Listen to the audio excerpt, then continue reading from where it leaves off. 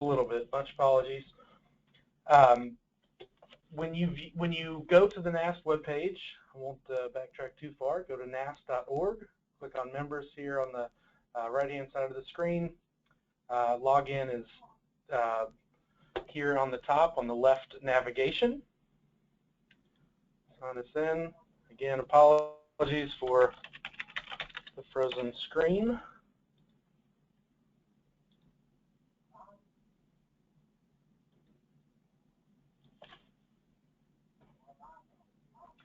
I forgot I just updated that for you all. All right, so we're back under NAST and my information. You can see that my phone number did update.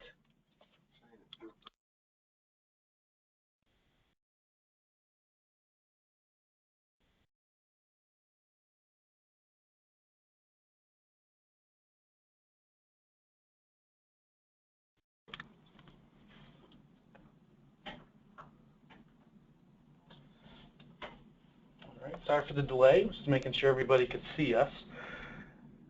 You can see that the phone number has been updated. The email address has been updated as well.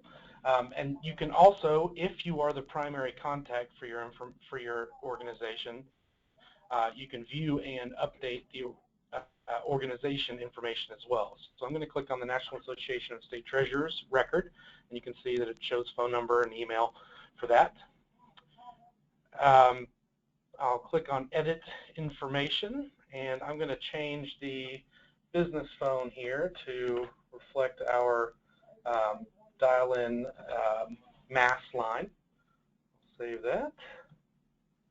Now you see that changes as well. So if any of your information changes, if you move, if your phones change, we do ask that you come and make those changes here. That way our directories will be accurate in the future. Let's see, which is the next part. I'd like to show you all our member directories. We have a static page for our state treasurers. It's organized by state, got phone number, their member website address, and their email address. If you need to view your colleagues' information in a spreadsheet, these links here do allow you to download a spreadsheet as well.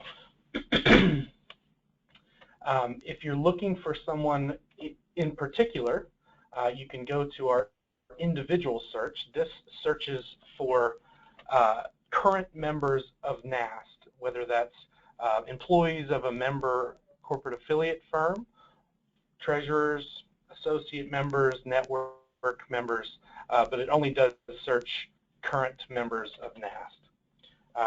So I'll do a quick search for any members whose first name is David. You'll see that you get a comprehensive list, and it does give you their member type, phone number, and then if you click on more information, you can see a little bit more as far as their region and sector, and you can use that to get in touch with that person. Another interesting part of the individual search, if you don't know all of the information you're searching for, say you know that their email address contains the word treasury, but you can't remember the rest of it. So there is a wildcard character. It's the %sign. So if you put that before or after, it includes any results that have that word in it. So I'll do the %sign, which is the wildcard character. Use the word treasury. And so now it should return results with anyone with the word treasury in their email address. So you can see that here. These searches are dynamic. If anyone changes their own information, or if they're removed from the database, or the email address changes, those are live changes in this search.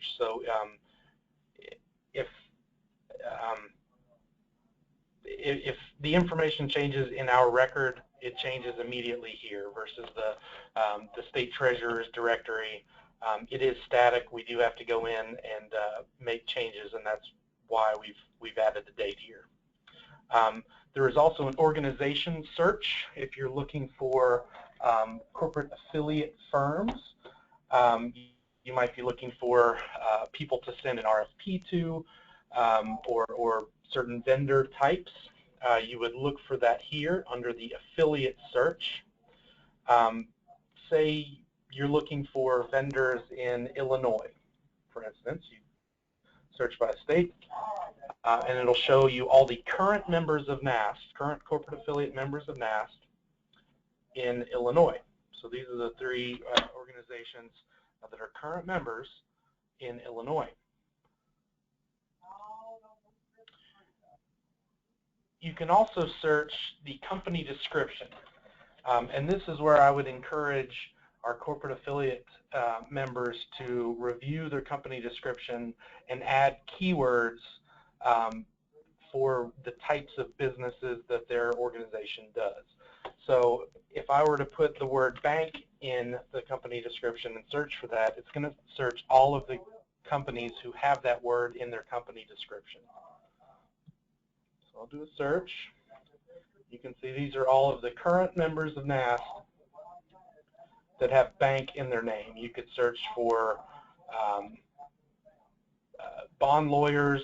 You could search for whatever type of organization that you might be looking for at the time. So I do encourage the corporate affiliate members to look at that, look at their company description, and update that to make sure it includes everything that they think is important. One of the other big things that the member site allows you to do is to register for conferences. So we always have a next conference link, which right now our next conference is our 2015 annual conference in Nashville, and we do hope everybody can attend. At the moment, the registration is not open. We're going to open that in a couple of weeks here. So if you were to look at this now and click register for this event, it will tell you that the event is not yet available. However, I wanted to be able to show you all how this works.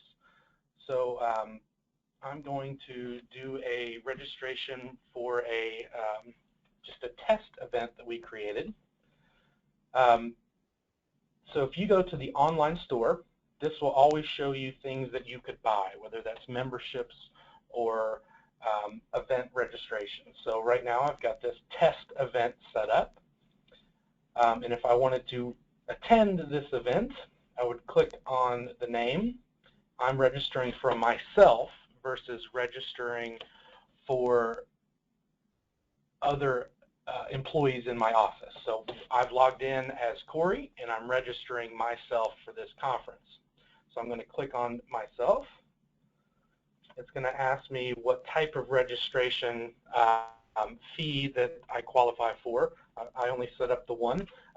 For our normal conferences, you would see a list of for state treasurer, state treasury associate. You would see network staff, corporate affiliate registration, and that would all be a list here in this part of the page. So you would self-select. You would go to next. It does autofill many of these fields for you from your record. So again, we hope you check that and make sure that it is what you want it to be as far as your title and the exact spelling and spacing of your organization. We do use this field, the fields here, to create your name badge. So we do encourage you to make sure that that is accurate. Registrations also ask for other items. For instance, in this event, I'm asking what day you're coming and what day you're leaving. So I'm arriving today and I'm going to leave tomorrow. There may be other questions, which might be check boxes asking if you're going to attend certain events, and we do ask that you fill those out accurately so that we can get an appropriate count for our conference. Let me go on. At this time, I'm not going to add a guest, but if you're bringing a spouse or a child, this is where you would add that non-business guest to the registration. It would ask you to fill in that person's name and their relationship to you. So now that I'm trying to register for the test event, you'll see that it will send a confirmation automatically to my email address, and then if it needs to go to someone else, I could add that address as well. This works well if you need a copy of this to go to your accounting person, or for your personal records, you could add a second address for whichever is most convenient. I'm going to register myself for this test event, and I am good. So now you'll see under my NAST section, if you go to my events, you'll see that I am registered for this conference. And this is the historical record of the conferences that I've gone to. I also want to show you all how group registrations work. I know that assistants and schedulers often will register people in their office, and so they may log in as themselves, but they're registering someone else. And so that's easy to do as well. I am going to go back to test, and this time I want to register other people. So I'm going to click on group. And so it wants to make sure that I'm registering people from the National Association of State Treasurers, which is the organization I'm associated with, which it is. So I'm going to hit next.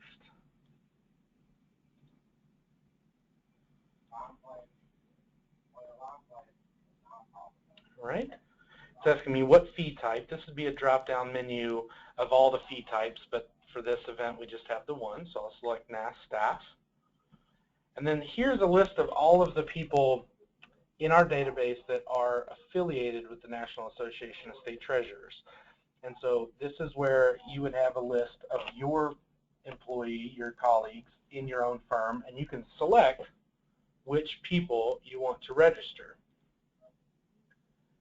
If they aren't there, you're welcome to give me a call, or you could add them. I'll show you how to do that here shortly. I'm going to register my colleagues Chris Hunter and David Milby.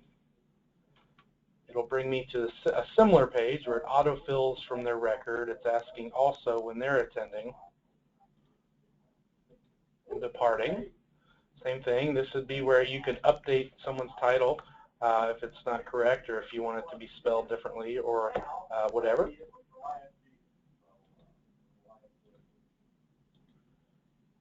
Hit next. Let's make sure these are who we're adding. I'm going to hit register now. And they are registered. So if Chris or David logged in to their records, it would be added to their list of events now as well. So they would see it here under my events. All right. So if you don't see someone that should be in your organization, you can manage the organization individuals. And what you would do is you would click this add individual. And this is where you would have the opportunity to add their name, title, designation. Make sure you fill out the address if it's different from the organization. And it would create a brand new record for that person.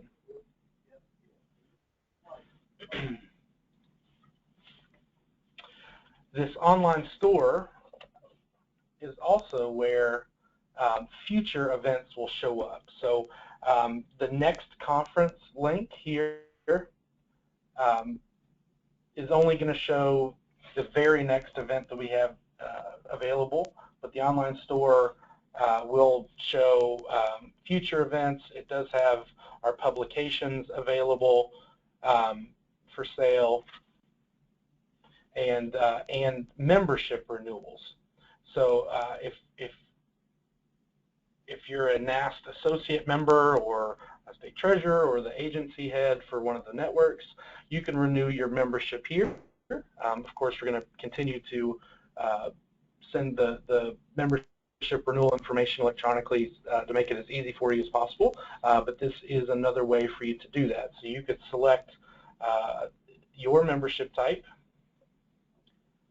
So I'm going to click on Treasurer here, which of course I'm not. You could select your tier type, and it fills that in. This isn't the case for all of the membership types. I could add this to the cart, and then I can pay for it here with a credit card. You could do that live, and it will update the database live.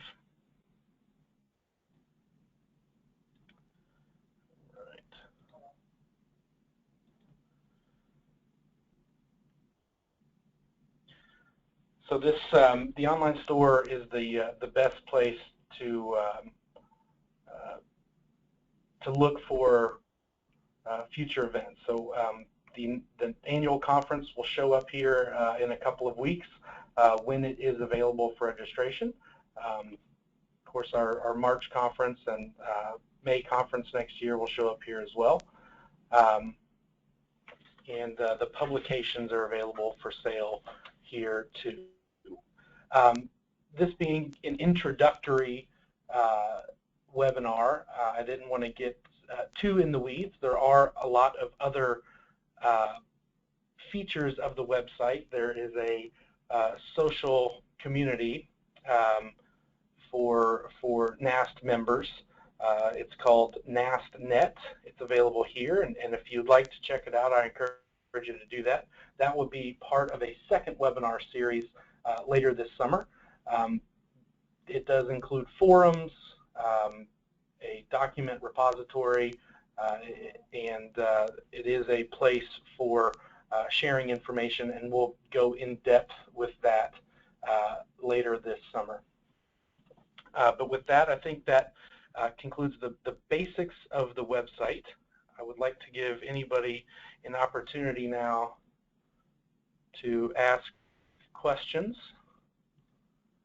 Let's see here. So again, if you do have questions, please electronically raise your hand. I will give everyone an opportunity to do that here. I see several of you. All right.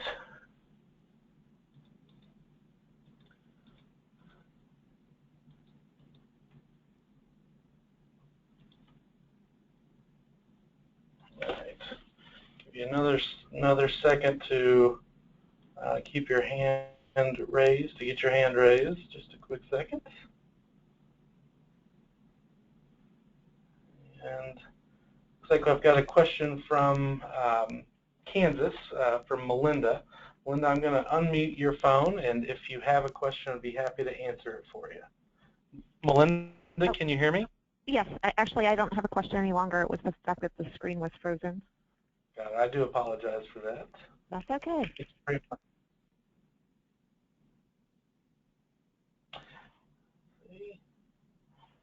Got a hand raised from First Southwest. Mary, do you have a question? Mary, I've got you unmuted. Do you have a question? Mine is about the screen being frozen as well. Got it. All right. Make sure we have all of our questions answered. Again, if you have questions, please let me know. Be happy to answer them for you. Here.